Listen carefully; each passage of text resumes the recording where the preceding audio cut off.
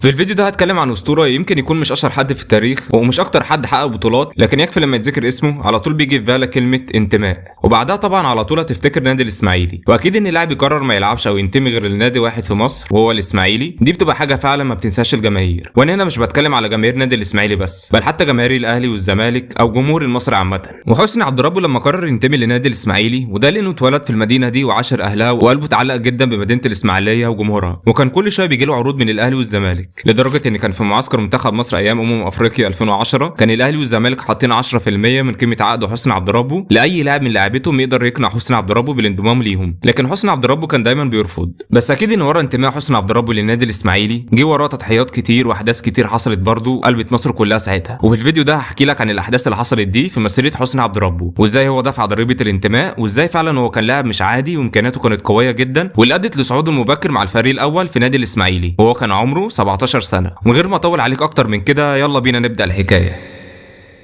قرر أسطورة الدراويش علي أبو جريشة تصعيد حسني عبد ربه للفريق الأول وهو كان عمره 17 سنة، وده كان بسبب موهبته القوية والواضحة في قطاع ناشئين الإسماعيلي. وحسني عبد ربه لما اتصعد للنادي الإسماعيلي كان النادي بيضم جيل قوي جدا، منهم سيد معوض ومحمد محسن أبو جريشة ومحمد حمص ومحمد بركات وإسلام الشاطر وغيرهم، ده غير طبعا عبد الله السعيد وأحمد فتحي اللي يعتبروا صعدوا مع حسني عبد ربه أو كانوا من جيله، لكن كل اللعيبة دول بعد كده مشيوا من النادي الإسماعيلي، وفي منهم اللي مشي مضطر غصب عنه بسبب المشاكل اللي كانوا بيواجهوها جوه النادي. المهم حسني عبد ربه رغم من مركزه الاساسي في الخط الوسط الا انه كان بيساهم باهداف كتير ومؤثره سواء مع نادي الاسماعيلي او حتى مع منتخب مصر. حسني عبد ربه حسني والهدف.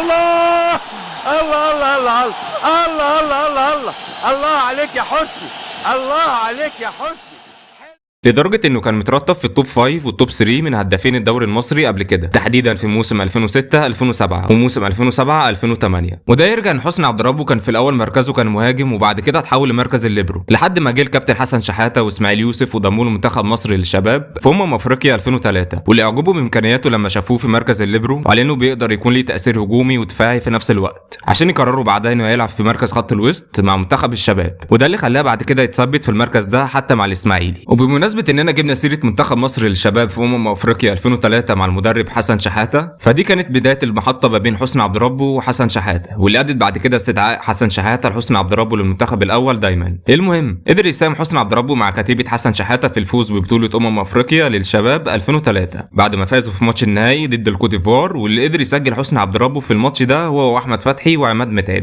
عشان يخلص الماتش في الاخر بنتيجه 4-3 لصالح المنتخب المصري. ألف مبروك لمنتخب مصر يفوز بكأس الأمم الإفريقية رقم 13 في بوركينا فاسو. بس بعد تتويج منتخب مصر والوصول بعد كده لكاس العالم للشباب، كان الاسماعيلي في توقيت ماتشات كاس العالم ده كان عندهم ماتش مهم جدا في نهائي دوري ابطال افريقيا، وطبعا احمد فتحي وحسني عبد ربه بقوا من اللعيبه المهمه والركائز الاساسيه سواء مع الاسماعيلي او مع منتخب مصر للشباب. الفكره بقى ان احمد فتحي وحسني عبد ربه هيضطروا يشاركوا مع منتخب مصر للشباب ومش هيقدروا يشاركوا مع الاسماعيلي في ماتش النهائي قدام فريق انيمبا، خصوصا في ماتش الذهاب. وعلى فكره ماتش النهائي ده اعتقد ان جماهير الاسماعيلي لسه فاكرينه لحد دلوقتي، وده لان حصلت تفاصيل كتير قبل الماتش وحتى اثناء الماتش ده، وكان في منه موقف طريف كمان، وهو ان في قبل ماتش الذهاب حاول الاسماعيلي الاستعانه بنجومهم حسني عبد ربه واحمد فتحي من معسكر منتخب الشباب عشان خاطر يروحوا يلعبوا معاهم في ماتش الذهاب في نيجيريا، لكن المدرب حسن شحاته المدير الفني لمنتخب الشباب ساعتها رفض، وكمان اتحاد الكوره برضه، وده عشان خاطر بطوله كاس العالم للشباب. والفكره ان ابرز نجوم الاسماعيلي وقتها اللي هم سيد معوض ومحمد محسن ابو جريشه ومحمد يونس مش هيقدروا يلعبوا معاهم في ماتش الذهاب بسبب الايقاف، يعني الاسماعيلي كان رايح الماتش ده ومفتقد معظم لعيبته المهمه. والموقف الطريف اللي قلت لك عليه ده وهو ان رئيس نادي الاسماعيلي راح معسكر المنتخب عشان يهرب حسني عبد ربه واحمد فتحي وياخدهم معاه في العربيه ويرجعهم للاسماعيلي عشان الماتش. واحنا في منتخب الشباب وجه الباشمهندس ابراهيم عثمان رئيس نادي الاسماعيلي واحنا بنلعب في الاسماعيلي في الوقت دوت، خدنا من منتخب مصر للشباب في عربيه وراح واخدنا ورحنا راجعين اسماعيليه عشان كان عندنا نهائي افريقيا 2003. لكن طبعا موضوع التهريب ده اتكشف وحصلت مشاكل لدرجه ان محافظ الاسماعيليه ووزير الشباب اتدخلوا، والموضوع خلص في الاخر برجوع حسني عبد ربه واحمد فتحي للمعسكر المنتخب. وكان في مصدر خبر بيقول ان علاء مبارك حاول يتدخل ساعتها وعرض ان حسني عبد ربه وفتحي يلعبوا الماتش مع الاسماعيلي، وبعد كده سافروا بطياره خاصه على حساب الدراويش للحاق بمنتخب الشباب، لكن رفض ساعتها الدهشوري حرب رئيس اتحاد الكوره طلبه ساعتها. واحب ازيدك من الشعر بيت اتحاد الكوره تجاهل طلب الاسماعيلي ورفض بتاجيل اي ماتش للنادي في الدوري المحلي قبل وبعد مواجهه انيمبا، عشان في الاخر الاسماعيلي راح راح ماتش الذهاب وخسر 2-0 من فريق انيمبا بسبب طبعا غياب قوام الفريق الرئيسي. في الناحيه الثانيه بقى منتخب مصر للشباب بيخرج من بطوله كاس العالم في دور ال 16 عشان بعد كده حسني عبد رب واحمد فتحي يرجعوا على طول لنادي الاسماعيلي عشان يلحقوا ماتش الاياب. وطبعا كان في ماتش قدام الزمالك في الدوري المحلي قبل ماتش الاياب ده ب3 ايام، واتحاد الكره رفض بتاجيله رغم تضامن نادي الزمالك مع الاسماعيلي، الا ان اتحاد الكره رفض وهدد الدراويش بالانسحاب من المسابقه. وفعلا لعب الاسماعيلي الماتش قدام الزمالك وبعد كده راح ماتش الاياب قدام انيمبا، وواجه الاسماعيلي في الماتش ده كميه استفزاز وتضييع وقت من لعيبه انيمبا وظلم تحكيمي. في بدايه الماتش الاسماعيلي دخل بتشكيلته وقوامه الاساسي بعد رجوع حسني عبد رب واحمد فتحي للنادي، ورجوع سيد معوض ومحمد محسن ابو جريشه للتشكيله بعد انتهاء مده الايقاف. وكان الاسماعيلي في الشوط الاول اكتر سيطره، وقدر كمان الاسماعيلي يسجل عن طريق حسني عبد رب في الدقيقه 26 من ضربه جزاء، رغم ان كان في شك في ضربه جزاء قبلها لمحمد حمص. بس تمام، الشوط الاول يخلص 1-0 بعد سيطره وهجوم قوي من الاسماعيلي، عشان في الشوط الثاني ينزل لعيبه انيمبا خايفين من الدراويش ياخدوا منهم البطوله ويكسبوهم عشان يلجأوا اللي بعد كده لحيل التمثيل وادعاء الاصابه وتضييع الوقت. وسط تساهل الحكم إديماييه ده لدرجه ان عصام الشوالي قال ان في الشوط الثاني ما تلعبش 20 دقيقه على بعض او حتى 4 دقائق متواصله. يعني لم نلعب 20 دقيقة على بعض في الشوط الثاني، وأتحدى إذا لعبنا 4 دقائق مسترسلة ومتواصلة. والحكم إديماييه مرة أخرى يعني أوبينا نوانيري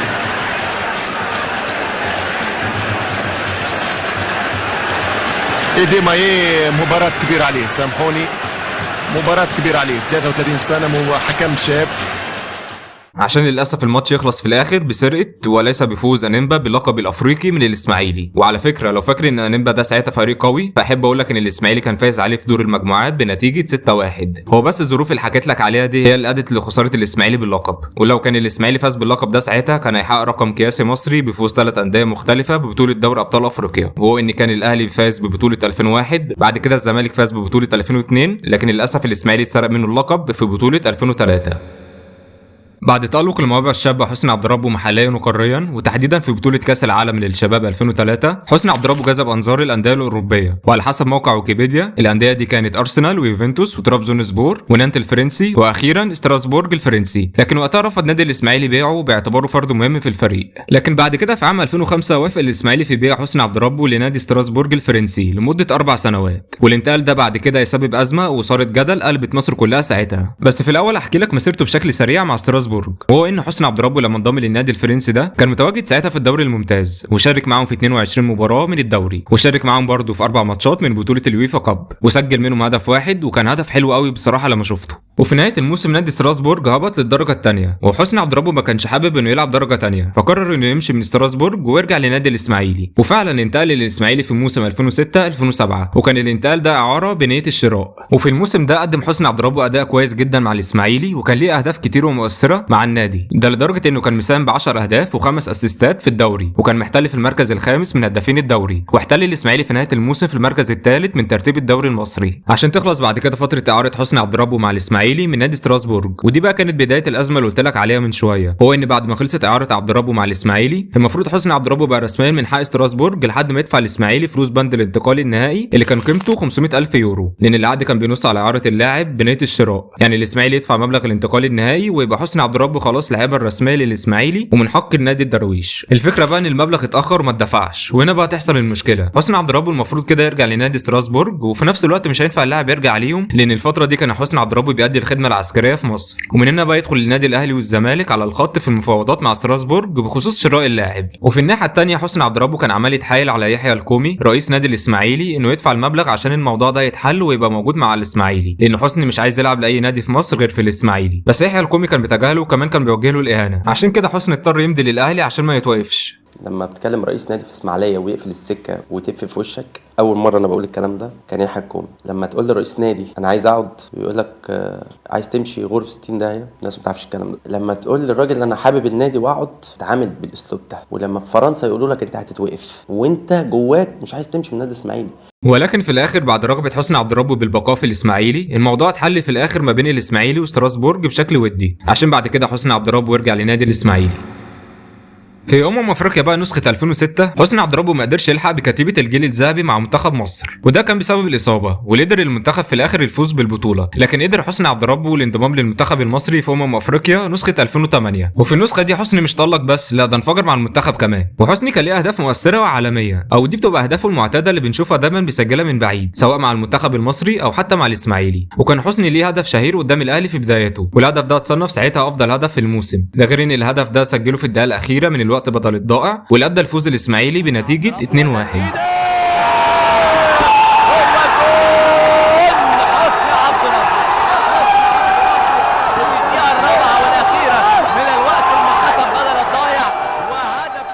المهم طبعا في الاخر المنتخب المصري فاز ببطوله افريقيا نسخه 2008، وحسني عبد ربه اختير كافضل لاعب في البطوله دي، وكل ده جميل. لكن المشكله اللي كانت بتواجه حسني عبد ربه هو عدم التقدير من قبل النادي الاسماعيلي على انجازاته او على الانجاز ده بالذات. مفيش حد قال لي الف مبروك في النادي الاسماعيلي، ما بنعرفش نكبر لاعيبتنا. انا لاعب 104 مباراه دوليه، الوحيد اللي من خارج اهلي زمالك لعب 104 مباراه دوليه. اخويا طارق جاب لي تيشيرت بعد المباراه ال100 وجابوا لي جوه النادي، تعالى تصور. النادي الاسماعيلي واداراته ما عملوش معايا حاجه، لانه طبعا انجاز كبير ان حد ياخد افضل لاعب في بطوله افريقيا، وكمان على حساب لعيبه كبار زي دروجبا وايتو وغيرهم. نرجع تاني بقى للاسماعيلي. بعد ازمه الاسماعيلي وستراسبورج واثاره الجدل اللي حصلت بعد توقيع حسني عبد ربه للاهلي، حسني ما بقاش قادر نفسيا انه يلعب في الدوري المصري بعد الازمه اللي حصلت دي، عشان يجي له بعد كده عرض من نادي اهلي دبي، وحسني كان شايف انه عرض مناسب ليه ولنادي الاسماعيلي برضه عشان النادي يستفيد منه ماليا، ده غير ان حسني هيدفع وهيتحمل فلوس ال 25% الموجودين في عقده مع ستراسبورج في حاله اعاده بيعه لاي نادي. وحسني عبد ربه عمل كده عشان الاسماعيلي ياخد فلوسه كامله من الصفقه، ده غير ان كان حسني عقده قرب يخلص ساعتها مع الاسماعيلي، فحب انه ينتقل لنادي اهلي دبي بفلوس يستفيد بيها الاسماعيلي بدل ما ينتقل الموسم اللي بعده فري. وبالفعل انتقل حسني عبد ربه اعاره لنادي اهلي دبي في موسم 2008 2009 بقيمه 2 مليون دولار وربع، وهناك مع الفريق الاماراتي ده قدم مستوى كويس جدا وقدر يفوز معاه ببطوله السوبر الاماراتي وبلقب دوري المحترفين. وبعد ما خلصت اعارته مع نادي اهلي دبي اللي كانت بالمناسبه مدتها موسمين بس، قرر بعدها حسني انه ما جددش اعارته للموسم الثالث مع الفريق الاماراتي، وده كان بسبب تدهور المستوى الفني للفريق، عشان يقرر بعد كده العوده لفريق دراويش والحاق في المشاركه معاهم في بطوله كاس مصر. وفعلا رجع للدراويش من جديد، بس للاسف قبل انطلاق الدوري المصري موسم 2010 2011 شارك حسني مع الاسماعيلي في ماتش ودي قدام فريق سكر الحومديه، وبعد ربع ساعه من الماتش ده اتصاب حسني عبد ربه بقطع في الرباط الصليبي، واللي هيؤدي بعد كده لغياب عن الاسماعيلي لمده 4 شهور. وكان سافر حسني عبد ربه لالمانيا لعمل جراحه او عمليه، وبعد كده رجع مصر للتاهيل. ومن الطبيعي ان النادي المفروض هو اللي يتكفل بفلوس العلاج، ولكن اللي حصل ان حسني عبد ربه هو اللي تكفل بفلوس علاجه في المانيا، وده طبعا حاجه تحسب لحسني عبد ربه لانتمائه لناديه. وغاب حسني عبد ربه عن ماتشات الدور الاول مع الاسماعيلي في الدوري، وبعدها رجع من الاصابه ويعتبر شارك معاهم في ماتشات الدور الثاني من الدوري، وقدر يساهم كمان ب7 اهداف من 14 مباراه في الدوري. ومن الاهداف دي سجل هاتريك في ماتش اتحاد الشرطه اللي خلص في الاخر بنتيجه 4-1 للاسماعيلي. واقع حسام عبد الجواد وادي على طول لمسه اليد وهدف تاني. مش ممكن حسني عبد ربه الهاتريك اليوم. والاسماعيلي في الموسم ده احتل المركز الثالث من ترتيب الدوري. وفي بطوله كاس مصر في الموسم ده قدر يساهم حسني في وصول الاسماعيلي لدور ربع النهائي، ولكن يخسروا من المقاولين بنتيجه 3-1، وهو اللي كان مسجل الهدف الوحيد ده للاسماعيلي. في الموسم اللي بعده اللي هو موسم 2011-2012 ده الموسم المأساوي اللي حصل فيه مذبحة بورسعيد. وقبل ما نكمل النقطة اللي بعدها أرجو إننا ندعي بالرحمة لشهداء هذه الحادثة، وربنا ينتقم من كل اللي كان ليه يد في هذه المجزرة.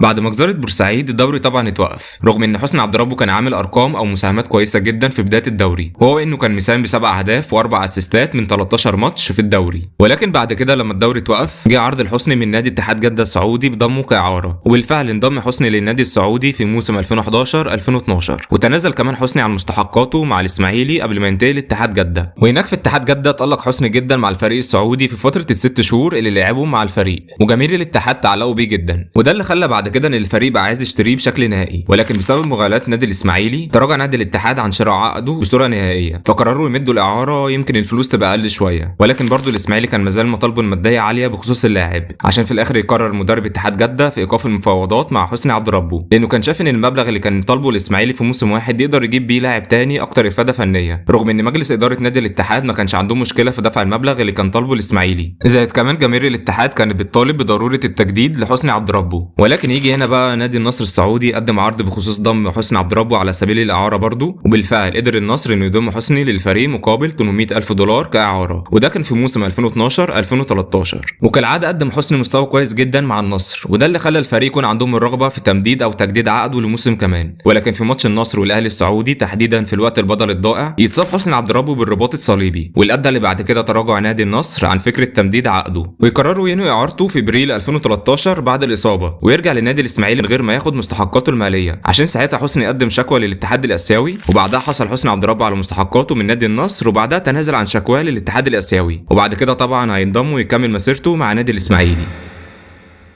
بعد ما خلصت رحلة حسني عبد ربه مع نادي النصر انضم ورجع لنادي الاسماعيلي في موسم 2012 2013 وهو كان عمره 28 سنة، وكان لسه الدوري بيحاول ياخد وضع الاستقرار بعد ما رجع من التوقف بسبب مذبحة بورسعيد. لكن بعد كده تحديدا في موسم 2017 2018 تألق كالعادة حسني عبد ربه مع الاسماعيلي، وقدر يساهم معاهم في ان الفريق احتل المركز الثاني من ترتيب الدوري، وكان مساهم ساعتها ب8 اهداف و3 اسيستات عشان يرجع نادي الاسماعيلي من جديد لبطولة دوري ابطال افريقيا الموسم اللي جاي اللي هو موسم 2018 2019، وده الموسم اللي هيعتزل فيه حسني عبد ربه كرة القدم وهو بعمر 34 سنة، وتنتهي قصته كلاعب.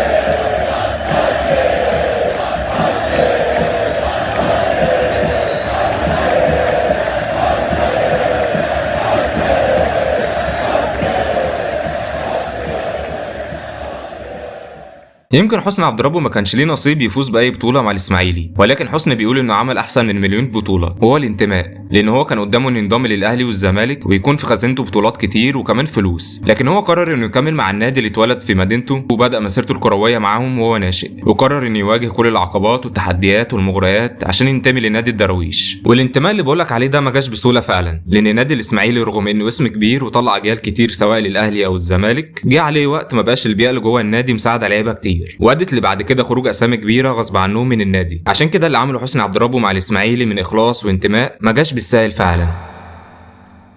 وكالعاده لو عجبك الفيديو ما تنساش اللايك والاشتراك، وهتلاقي مصادر الفيديو في الوصف. اشوفكم تاني على خير والسلام عليكم.